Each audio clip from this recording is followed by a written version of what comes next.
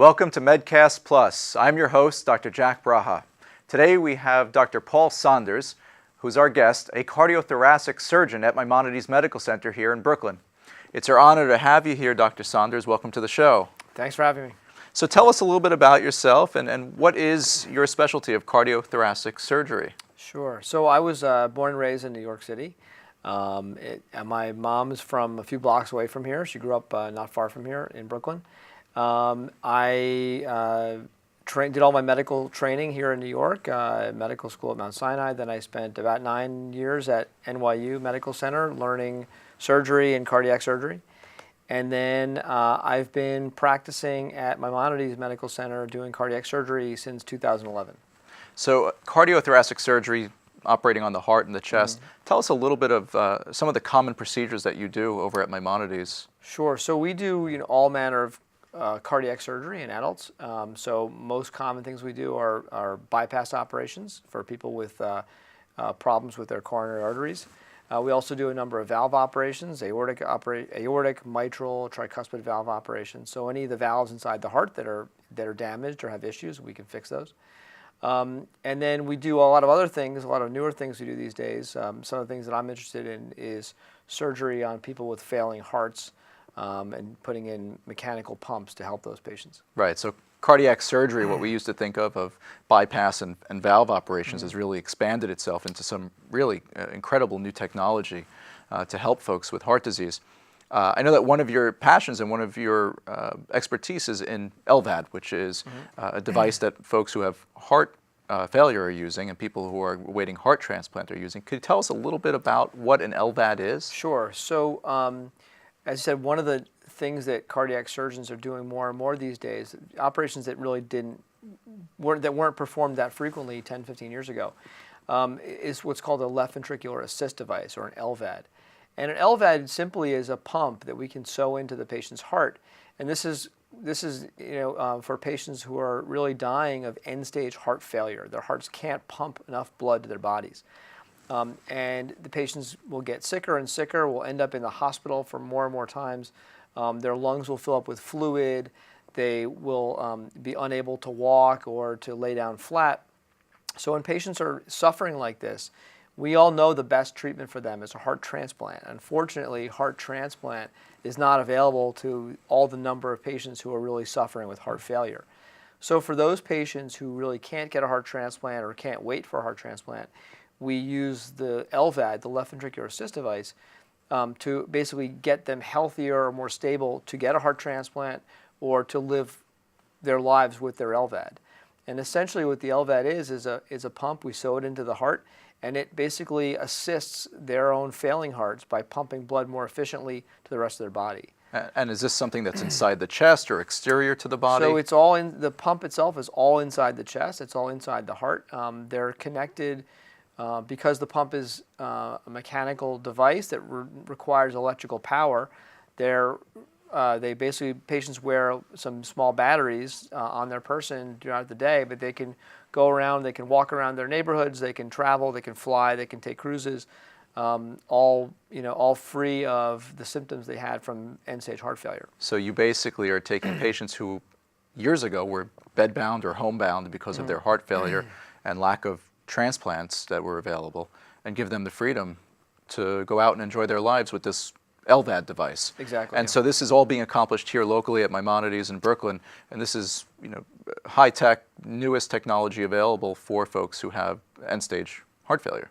Yep. So we've been doing this at Maimonides since 2012, and we use now the newest available pump that was just approved for use about a little over a year and a half ago. And it's a great device. It works very well. Our patients really benefit from it, and patients in Brooklyn really benefit from this because prior to us doing this, there was no hospitals in Brooklyn that were able to perform these procedures. So patients would have to travel long distances, get back and forth to Manhattan to get this device. And it's made it much easier for patients to stay closer to their homes, closer to their families as they recover and get these operations. I'm sure with the difficulty of traffic in Brooklyn and the subways, traveling with heart failure is quite difficult. So having this technology locally here at Maimonides in Brooklyn is really amazing. It's great for our residents. a little bit more into the newest technology front that you're on here at Maimonides and in your field of cardiothoracic surgery. We hear more and more about aortic valve disease. And we were talking before the show about when I was a student, every patient who needed aortic surgery went to the operating room and had their chest opened and had to be put on pumps. And today you're telling us about a way of treating aortic valve disease without cutting the skin, simply doing a puncture or a cardiac type catheterization procedure. Tell us about this and what it's called. Yeah, so what you're referring to is what's called, we call transcatheter aortic valve replacement, or TAVR, T-A-V-R. So as you said, up until a number of years ago, the only treatment we had for severe aortic stenosis, which essentially is a disease that people get as they get older, frequently, and it's where the aortic valve, which are, as you're born, are normally very fine tissue, like tissue paper, become calcified. And over time, as you get older, those valve leaflets are harder and harder to open. So the hearts start to fail because they can't pump blood against these thick, tight, heavily calcified valves. So traditionally, the traditional operation was to open the chest, stop the heart, open the aorta, cut out the diseased valve, which was very calcified like a rock, and then sew in a new surgical valve. And that operation works very well. Actually, it's a well-tolerated operation. It's a very safe one that we've done many, hundreds of thousands of times over the years. Unfortunately, a lot of patients were too old and too sick to get this operation and really and survive it. So this newer technique, TAVR, has come around, where the device, this very similar valve, is loaded and deployed on a very small catheter. That catheter is inserted into an artery in the groin, and the catheter is then placed across their diseased valve and essentially blown up inside their old valve, and a new valve is placed. And that new valve is placed on a stent, so it stays in place. It does the job of the same job as we would do with a normal surgical valve.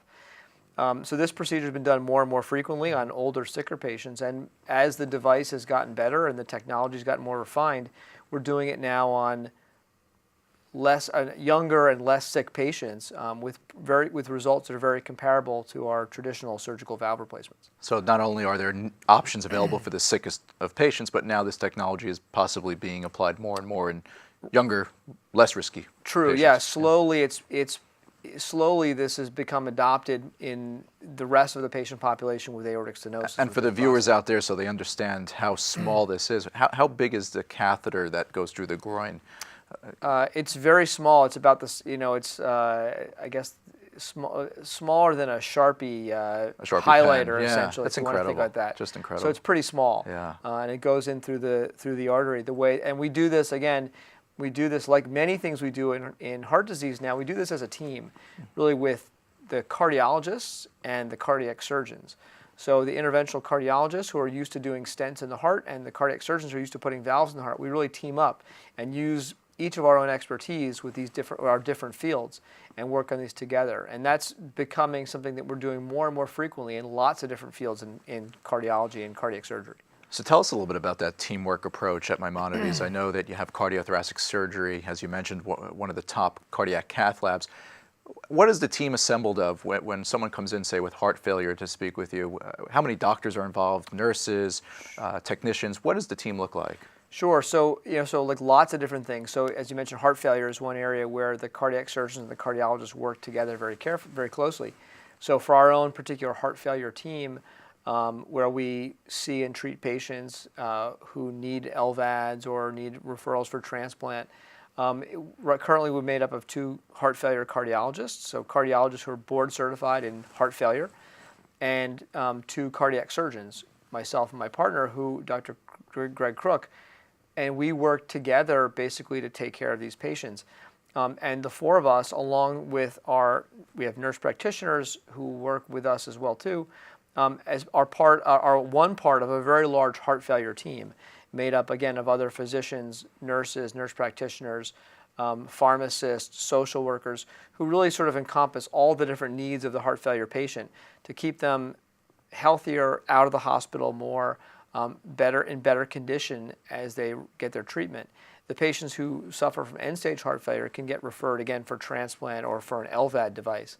But as I said, it's a very big team, again, a multidisciplinary team of from cardiology and cardiac surgery. So you have all these people, these healthcare professionals and providers together at the heart failure center or office. How does someone even know that they need to see a cardiologist or a heart failure specialist? What are some of the signs or symptoms that you'd like our viewers to look out for that might prompt them to come and see you or a cardiologist or a heart failure specialist? Sure.